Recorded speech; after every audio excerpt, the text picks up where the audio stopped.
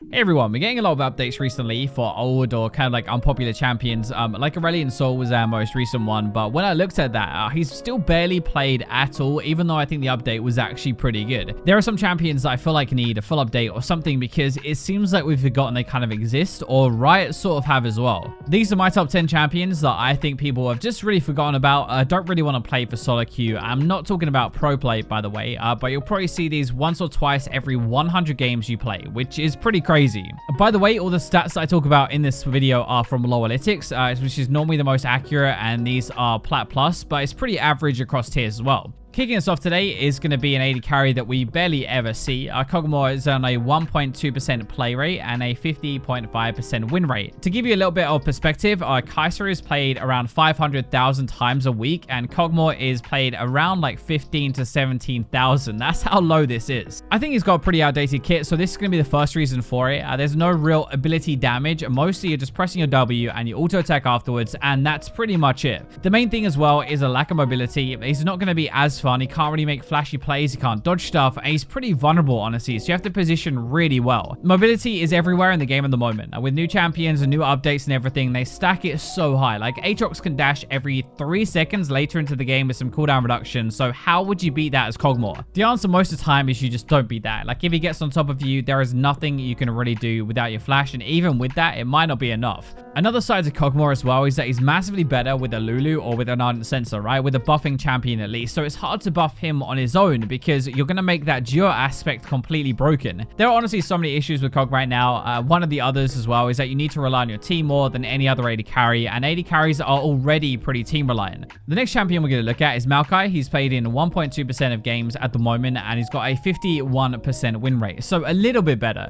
He's also a bit more meta dependent. There are less problems with him and just like how he is in the meta at the moment, but actually he's below a 1% play rate in every single role that he's in, so support, jungle, and the top lane. There was a time where we see him a little bit, but his lane phase is now way weaker apparently. His win rate is really low early into the game, and that definitely won't be helping. People like to win their lane, and they like to do well, and there's not many people that enjoy losing early and then kind of like scale or do better, especially for team picks. I don't think people exactly like tanks anyway. Some people do, that's great, but they're not going to be the most popular, and then there are just better options as well for tanks that do more damage and can carry a bit more. Maokai brings really good crowd control and engage, but then so does Malphite, and he does more damage as well, so he can actually kill stuff where Maokai can only really lock them down. In solo queue, people aren't really going to want to try and just rely on their team to do the work. Normally they want that satisfying feeling of like killing things as well, right? Even on a tank, and I think that's kind of a big problem right now for him. And next one kind of follows on from that as well, because Ivern is technically the least popular champion in League at the moment, just around a 1% play rate, just over a 50.5% win rate. I'd honestly guess most of the people that play him are one-tricks as well, to be honest, so realistically, like, he should have a higher win rate because everyone playing him actually knows how to do it. The entry level for Ivern is so high, like, you cannot just pick him up and instantly do well with him because he is so different to every other jungler you're going to play. Like, his farming especially is so strange. He's also got this supportive playstyle. He's not like other junglers. You don't really go into ganks and kill stuff yourself. You're kind of supporting your rest of your team. You're even rushing Redemption and Athenes. You're literally a support in the jungle. Like, there's no getting around it. He is so different to other stuff that we have. It's such a weird playstyle, and honestly, it's not really that fun a playstyle unless you really enjoy the aspect of League where you're buffing everybody up. Kalista definitely deserves a spot in this video. She's on a 1.5% play rate, so a little bit higher, but around a 47% win rate, which is definitely one of the lowest in this video. A lot of that is her difficulty level. She is not that easy to play and not that easy to pick up and start with. Like, she's actually quite a tough mechanical champion and has some really weird parts of her kit. Again, you're learning how to kite with the passive. It is so strange. Nothing really is gonna like prepare you for that. You actually just have to play Kalista enough to learn how to do it. There is a really big difference between a bad Kalista and a good one, which creates issues with pro play because these guys are going to be at the top end of it and we're going to be towards the bottom end. They can't really buffer for regular players because that will make her overpowered in pro play, so they have this really big problem where they kind of have to leave her weak. If you're putting weak and difficult champions together, that is not a good combination for solo queue at all, and that is going to be the biggest issue why we kind of forgotten about her and nobody plays her. The other big issue as well is that now she's so unpopular, nobody knows how to use her ultimate properly. Like, she hasn't been meta for ages. Your ultimate that you have relies on your ally doing it correctly, but they probably haven't been thrown in the last like 6 months or a year or 2 years, so they probably don't even know what to do anymore. Another one that has similar issues with pro play is Trundle. He's really meta dependent. We see him sometimes as a support as well, but he's on about a 1.4% play rate and a 49% win rate. It's another issue a bit like Kalista, where pros use him a lot more, so they can't really make him too strong because pros will get like every little bit out of the champion. The difference is he's got a relatively simple kit this time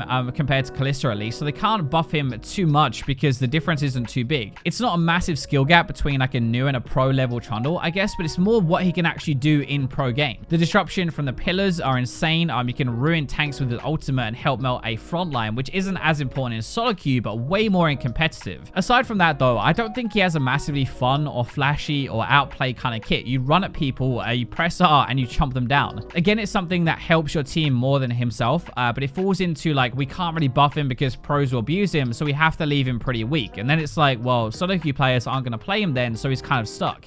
The next one is a little bit weird because Ziggs last season was great. This season hasn't treated him as well though. A 51% win rate and a 1.7% play rate, so not the worst. The issue is nobody really wants to play him, I guess. Like if you play mid and you know why nobody wants to play him, let us know. But we even saw him a bit bot lane, right, where mages came back. Definitely more the mid lane. He is actually still okay right now, but every other poke champion is designed to do a similar thing to him. It's just played way more now and does better as well. If you compare it to like a Lux late game, that is pretty solid, right? You can still one shot, you have a shield, you have the catch potential as well, and Ziggs is really all about damage, but he just doesn't really do enough. The other pro champions as well are probably going to be easier to play. They're going to be a bit more reliable, a bit higher range. They can do other stuff as well. Like the bounce system is cool for Ziggs, but it's weird to get used to. Your ultimate can also do some pretty good damage, but you don't have the setup for it, the crowd control, or anything to guarantee the middle damage. You have to rely on somebody else. We said before that Lux has a shield and Ziggs doesn't really have something like that, but he does have his utility in his W. Technically it's mobility, and also you can take towers really well, so he can't do as much damage, but people don't really play around that at all, and that's kind of a problem. Sticking with our mid laners, Victor is definitely one that can be popular, but he's been in a rough spot for a while and people have kind of forgotten about him. You can kind of notice a trend in this, I think, a little bit.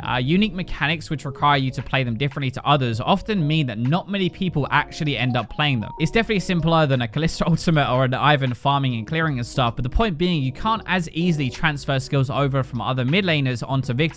It is definitely more nerfs that Riot brought in because he was doing really well in pro play, and he has been crazy good, like really good wave clear and utility as well. If you think about it, he can insta clear waves with the upgrade on his Z. He has good burst and consistent damage, a low cooldown move speed ability and a shield as well on that, and a slow field, and that then kind of birthed Tank Victor. The problem with that though is when you have so much in a kit, eventually they're going to nuke it, and we haven't seen him since they did nerf him quite a lot. Like he's 2 week early now. Without upgrades you're like half a champion, and he's actually got one of the worst win rates in the entire game at the moment. On to our next one, and this is going to seem a bit weird because Tareq has been around in Season 9, but literally only to play funnel or to play cheese strats. I don't really ever see him as like a normal support, if that makes sense.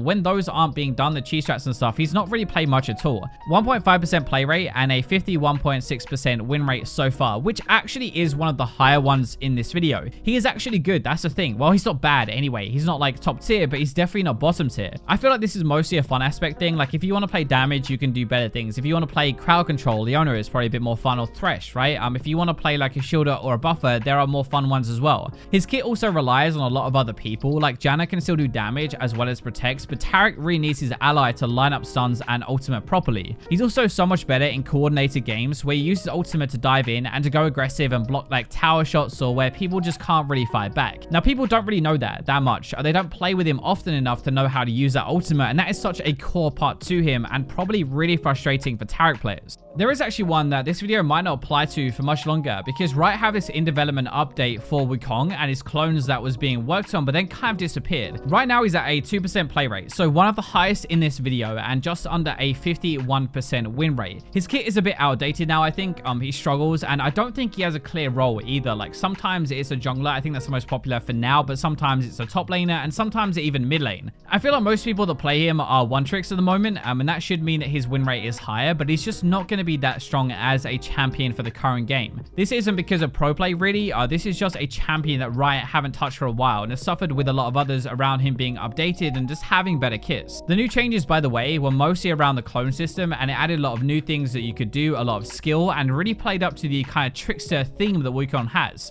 I actually don't know what happened to it. We covered it in a video and then it kind of disappeared, but I guess for now he's probably going to stay under the radar until we get that update. I've kind of saved the best till last, one that really needs an update.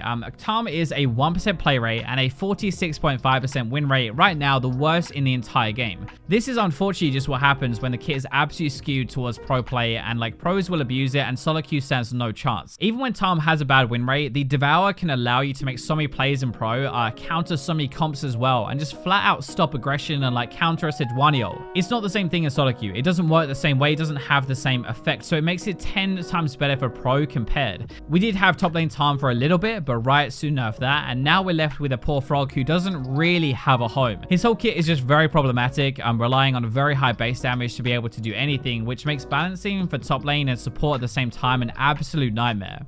Those are going to be my 10 that I think probably will get updated at some point, but just really have been forgotten about by Riot and also by the community in general, and just aren't really played at all. Let me know what you think. Let me know if there should be any others down in the comment section as well. But for now, I will leave you with robots.